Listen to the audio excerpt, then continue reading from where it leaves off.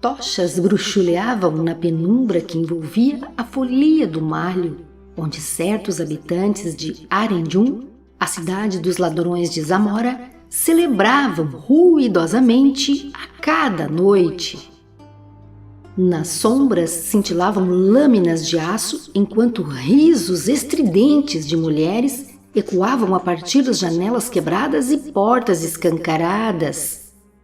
Muito acima da cidade, com sua fachada incrustada de joias fulgindo sob a luz estelar, erguia-se o resplandecente pináculo que os homens chamavam de a Torre do Elefante.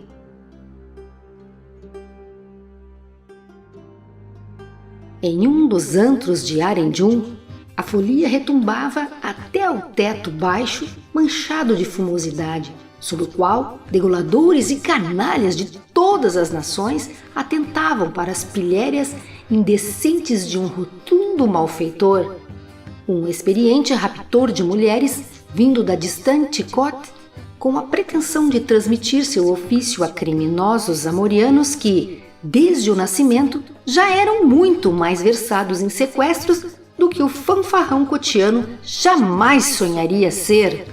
Juro por Bel, o deus dos ladrões, que vou ensinar como se rapta mulheres. Vou ensinar a todos vocês.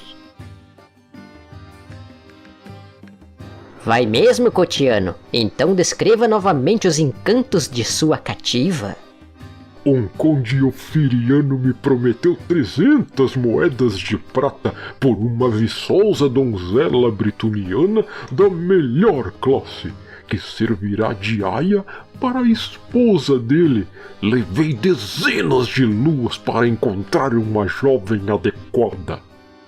Antes do alvorecer vou levá-la à fronteira zamoriana, onde haverá uma caravana à espera dela. E que linda passageira eles vão transportar! Conheço nobres em Shen que trocariam até o segredo da Torre Elefante por essa moça!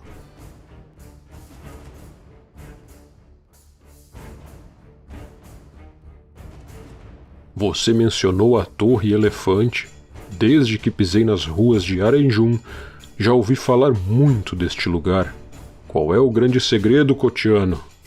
O segredo? Ora, até um tolo sabe que lá reside o sumo sacerdote Iara, com a enorme joia que os homens chamam de coração de elefante. Já vi essa torre, só avistei um sentinela e seria fácil galgar os paredões. Mas até hoje, ninguém nesta capital dos ladrões roubou a tal joia. Por quê? Preste atenção, fedelho, e suponho que seja um bárbaro. Há mais ladrões arrojados em Arendjum do que em qualquer parte do mundo. Se existisse um mortal capaz de arrebatar a gema de Iara, com certeza ela já teria sido levada há muito tempo. É verdade, pode não haver vigias humanos no jardim, mas na câmara inferior da torre há guardas armados, enquanto a joia é mantida em algum lugar no alto da torre. Mas, se um homem conseguisse atravessar o jardim, o que o impediria de chegar à gema pela parte de cima, evitando os guardas? Fedelho, por acaso você é uma águia para voar até o topo de uma torre cujas paredes são mais lisas do que vidro polido? Vou repetir, é impossível subtrair aquela joia, não há como. Sempre há um meio, quando o desejo se soma à coragem. Que? Você ousa nos ensinar nosso ofício e também insinua que somos covardes?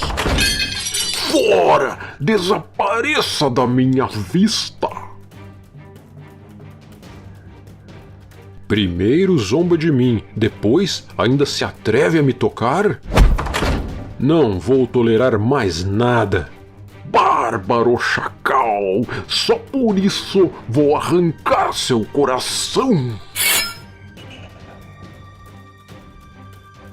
De repente, 2 lâminas de aço reluziram, provocando uma alvoroçada correria que apagou a solitária iluminação do recinto.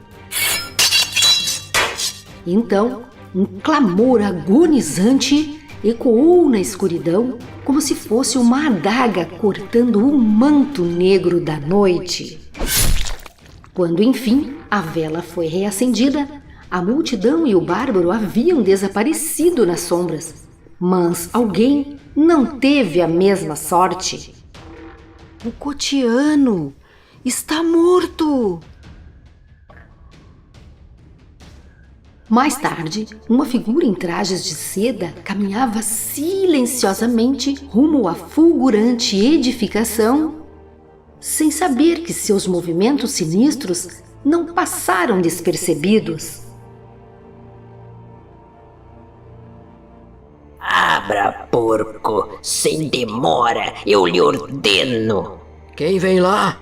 Cão imbecil, não reconhece a voz de Yara? Serei obrigado a conjurar um feitiço para transpor meus próprios portões? Mil perdões, glorioso Yara. Eu não sabia que vossa santidade havia se ausentado. Há muitas coisas que você não sabe, sentinela. E não queira que eu as ensine, pois serão lições nada agradáveis. Embora a necessidade imperativa de se mover furtivamente entre os arbustos lhe restringisse o campo de visão, uma indescritível onda de terror assolou o jovem bárbaro quando diante dele passou o sacerdote.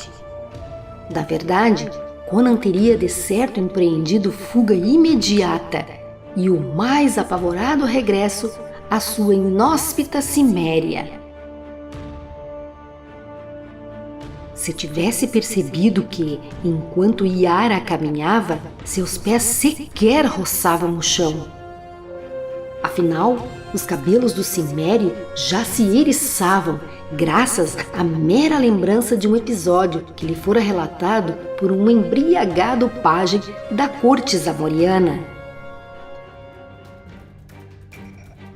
De acordo com o serviçal, houve um dia em que Yara zombou de um príncipe hostil, brandindo diante do nobre uma reluzente e maligna gema, da qual raios ofuscantes foram disparados.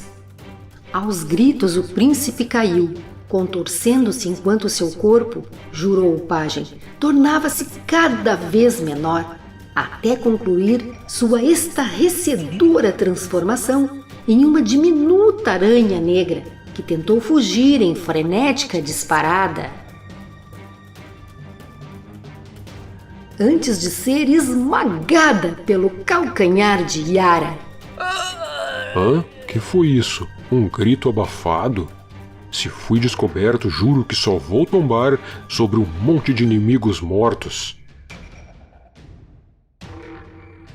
Mas como uma mortalha, o silêncio envolveu novamente o misterioso jardim.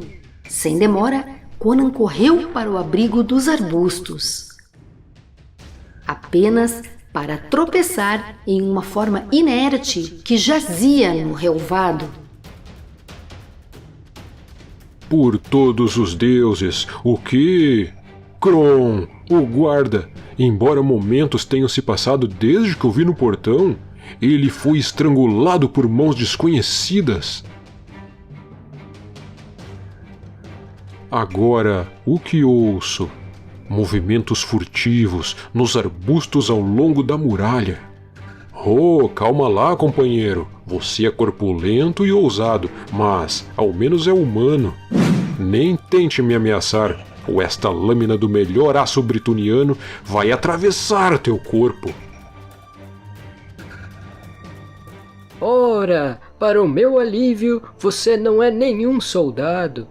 É só um ladrão como eu. Sou Taurus da Nemédia.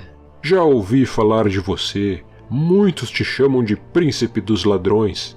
Eis um título que fiz por merecer inúmeras vezes. E quem seria você? Conan, um cimério. Estou aqui em busca de algum meio de roubar a joia de Yara, mais conhecida como Coração de Elefante. Ah, Pur-Bel, o deus dos ladrões. Pensei que somente eu teria coragem de me arriscar nessa peripécia. E esses amorianos ainda se autoproclamam ladrões. Gostei da sua valentia, Conan. Se concordar, podemos tentar juntos essa façanha. Então, foi você quem matou o guarda? Quem mais teria sido? Passei quase uma estação planejando, enquanto você, creio eu, resolveu correr tal risco em um súbito impulso. Tudo que você fizer, eu faço. Então, é só me seguir. Diga-me, Taurus, por que esse lugar é chamado de Torre Elefante? Não faço ideia. Por acaso sabe o que é um elefante, meu jovem? Um monstro com uma cauda na cabeça e outra no traseiro. Ao menos foi o que me disse uma nômade Shemita. Mas não existem elefantes em Zamora. E deuses, Cimério? Será que não há deuses em Zamora? Para fazê-lo temer a blasfêmia que estamos cometendo? Bah, sejam quais forem os deuses que Yara venera, não são os meus. O glorioso Kron vive no topo de uma montanha, e para ele pouco importa o que os homens fazem com suas vidas desprezíveis. Conan, cuidado! Leões! Isso mesmo, é por causa deles que não há vigias humanos à noite neste jardim. Porém, nada tema! Enquanto você divagava, eu estava me preparando para eles. Essas feras costumam atacar em silêncio. Fique atrás de mim, jovem! Se preza por sua vida!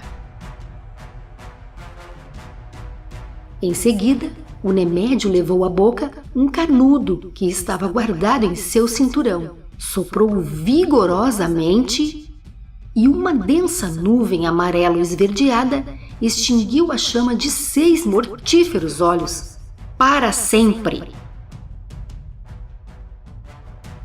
Eles morreram sem emitir qualquer ruído.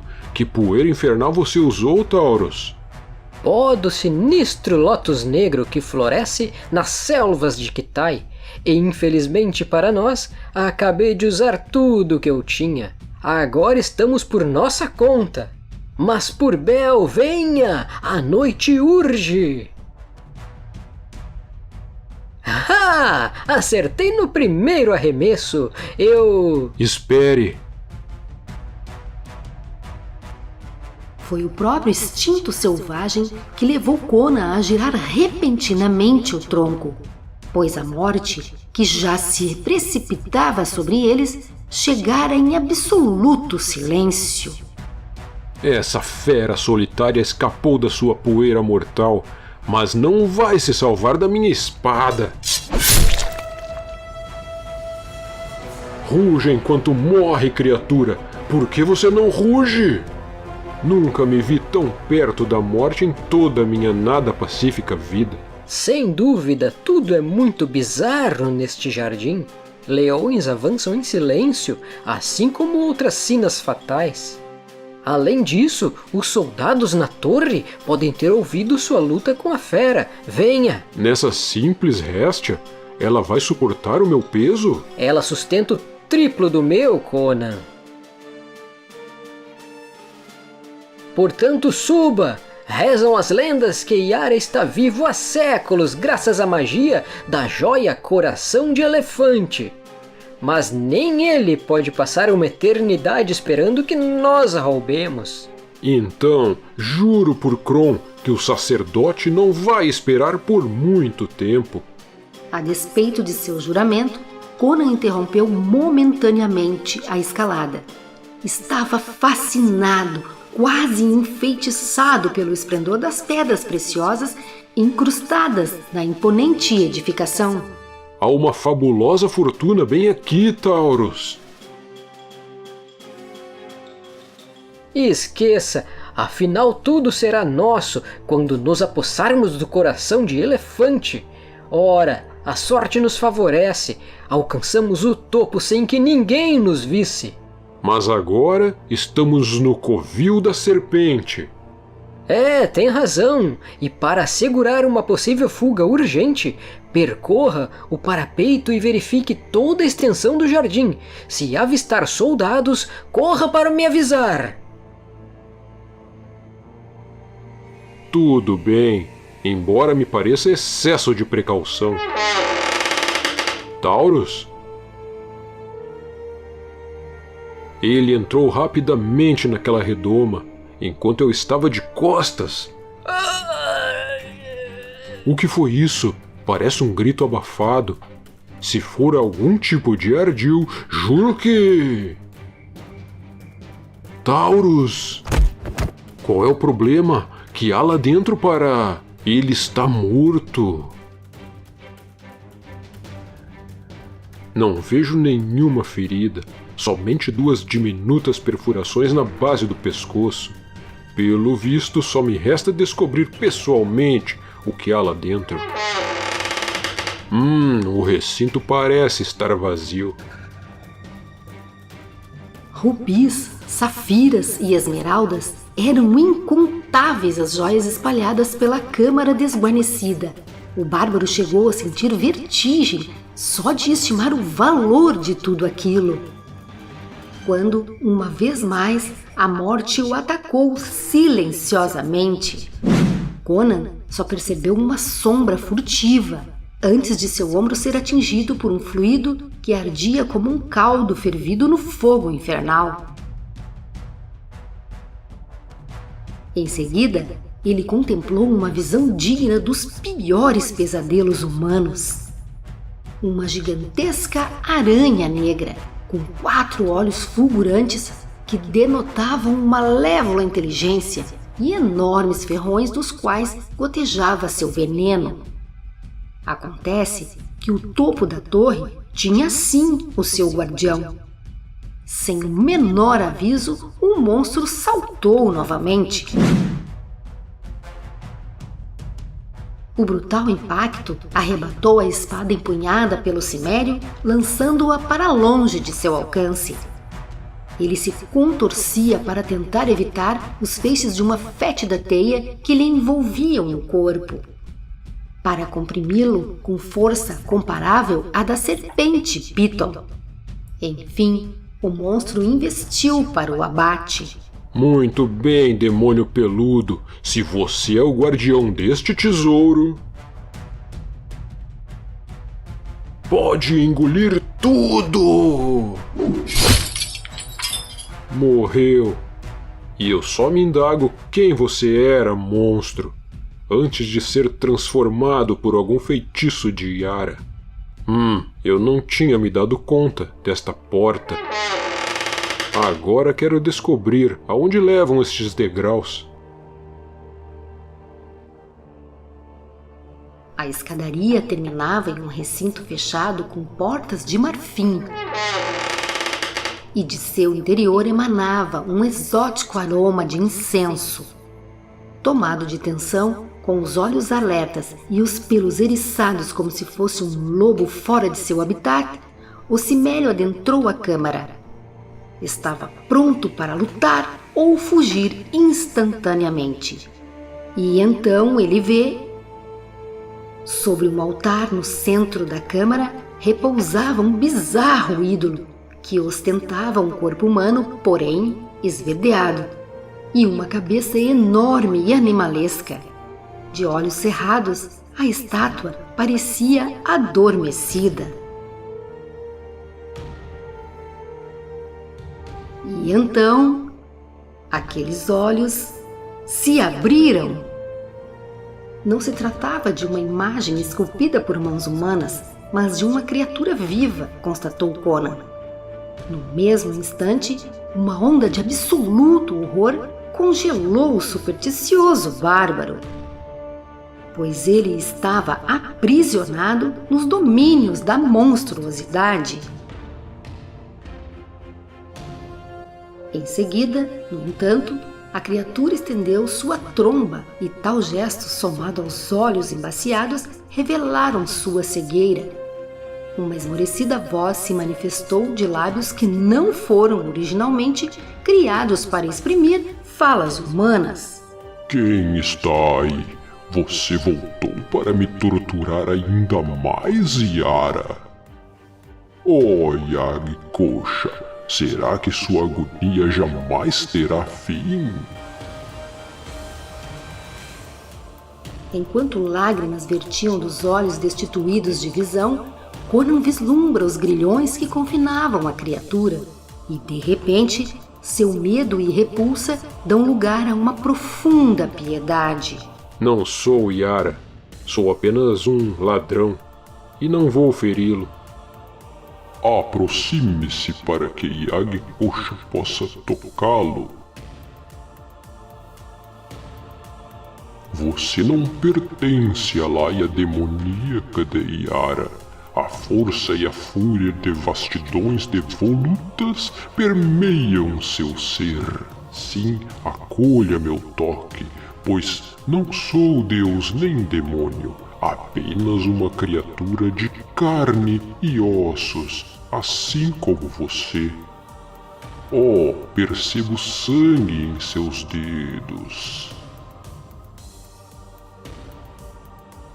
De uma aranha gigante morta na câmara acima, e de um leão morto no jardim. Você também matou um homem esta noite, e outra morte humana teve lugar no alto da torre. Eu sei, eu sinto. Escute-me, homem. Para você, eu sou monstruoso e repulsivo. Não sou? E de certo você me pareceria igualmente bizarro se eu pudesse vê-lo. Em verdade, existem tantos mundos além deste, nos quais a vida assume diversas formas.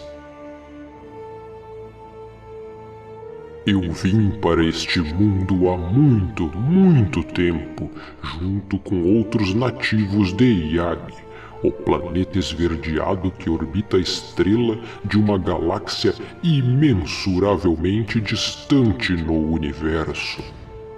Dotados de poderosas asas que nos permitiam alcançar velocidades superiores à da luz, nós singramos o cosmo. Mas quando chegamos a este planeta, nossas asas foram tragicamente destruídas e jamais pudemos regressar.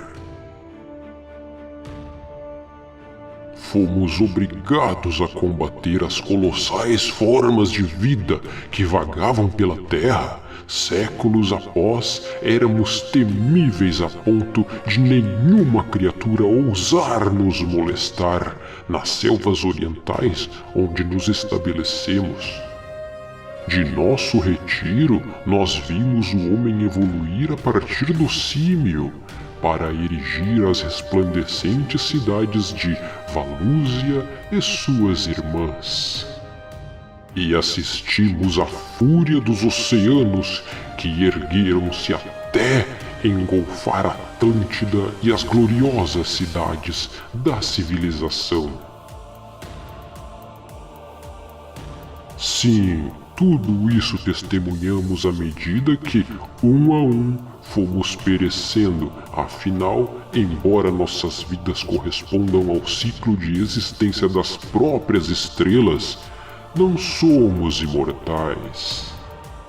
Um dia, enfim, tornei-me o último sobrevivente da minha espécie.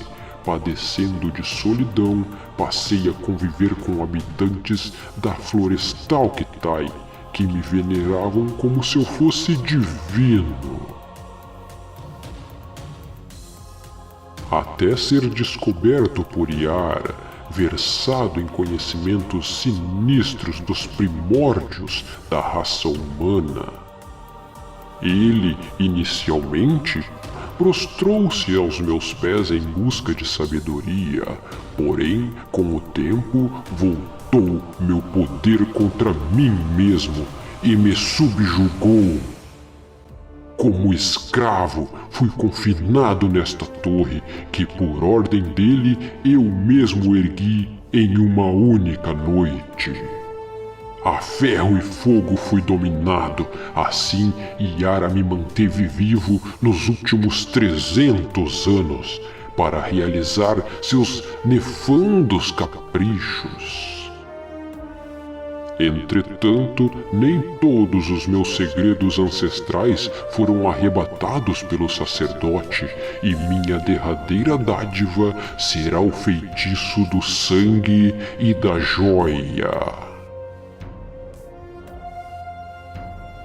Quando a combalida entidade concluiu sua narrativa, uma estranha e ardente tristeza se apoderou do cimério. A noção de estar diante de uma tragédia cósmica era tão avassaladora que Conan se penalizava de vergonha. Como se ele, somente ele, tivesse de arcar com o remorso decorrente dos atos mais execráveis de toda a raça humana. Mas agora sinto que o final do meu tempo é iminente e você representa a mão do destino. Portanto, eu lhe suplico, apodere-se da gema que se encontra naquele altar. Voltando os olhos para a direção indicada, o bárbaro teve a imediata certeza de que, enfim, encontrara a coração de elefante. Empunhe sua espada, homem, para cravá-la no meu coração. Em seguida, dirija-se ao pavimento inferior, adentre a câmara de ébano, onde Yara repousa imerso em sonhos malévolos, e deposite a gema diante dele e diga: Yag Kosha lhe oferta uma derradeira dádiva e um feitiço final. Depois fuja, o mais rápido possível. Ande logo, humano. Se acalenta mesmo compaixão por Yag Kosha, me golpeie. A espada britoniana se tornara insustentavelmente pesada na mão de Conan, mas enfim, sem proferir uma palavra, o bárbaro trincou os dentes e executou o golpe de misericórdia. Descanse em paz, Yag Kosha, pois eu nunca bati inimigo algum com tanta relutância. Um momento, a grande joia está assumindo a cor do sangue. Sem dúvida, tenho de realizar o último desejo de Yag Kosha.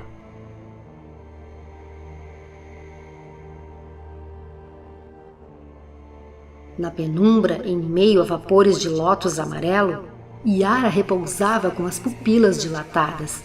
Seu rosto ostentava um olhar distante, como se estivesse fixado em golfos e abismos negros além da compreensão humana. Yara, acorde! Cão, quem é você? O que veio fazer aqui? Responda, intruso, antes que eu... Quem enviou esta gema me pediu para dizer o seguinte: Yag Kosha lhe oferta uma derradeira dádiva e um feitiço final. Não é possível! Ele não pode escapar do meu domínio! Eu sou seu mestre! Seu mestre! Lembrando um homem às voltas com um pesadelo, Yara apanhou a joia turva. Arregalados, os olhos do sacerdote fitavam as profundezas da gema, como se ali houvesse algo capaz de lhe arrebatar sua própria alma. Então, cada vez mais horrorizado com o que via, percebeu que Yara estava encolhendo e se tornando cada vez menor perante seus olhos. Em poucos instantes, a joia se ergueu acima da cabeça de Yara. E Conan teve a impressão de que algum poder magnético atraía o ancião. uma força irresistível. Esgoelando-se em gritos quase inaudíveis, o minúsculo Yara desafiou o impossível, como se estivesse escalando uma montanha de vidro, apenas para afundar no centro da joia, tal qual um náufrago tragado por um oceano revolto. Nesse momento, um estarrecido Conan vislumbrou Yara no coração carmim da grande joia, e repentinamente sobre ele se precipitou uma esplendorosa figura alada. Yag Coxa, porém não é mais uma criatura combalida, nem cega. Com os braços erguidos em flagrante desespero, o ensandecido Yara tentou fugir, mas em seu encalço partiu o vingador. Então, como se ecoasse de imensurável distância, Conan escuta: A vida do homem não é a vida de Yag Coxa. Assim como a morte humana também não se equipara à sua morte. Em seguida, a gema desapareceu, feito uma bolha estourada, projetando no ar uma miríade de lampejos multicoloridos, deixando Conan de mãos vazias. Vazias, sabia Conan de alguma forma, como o altar de marfim no recinto acima. E tão logo a torre inteira estremeceu, Conan disparou escadaria abaixo. Na câmara inferior, descobriu que os soldados estavam todos mortos, de certo vitimados por magia, e encontrou escancarada uma porta prateada que refletia os primeiros fachos da aurora. Finalmente a salvo no jardim, um cimério chegou a se assustar, qual um homem que desperta de um pesadelo, quando sentiu na pele a carícia da brisa matutina. Conan olhou para sua retaguarda a tempo de ver a edificação trepidando violentamente, enquanto seu topo incrustado de joias cintilava em meio ao alvorecer escarlate. E a torre do elefante desmoronou em fragmentos reluzentes.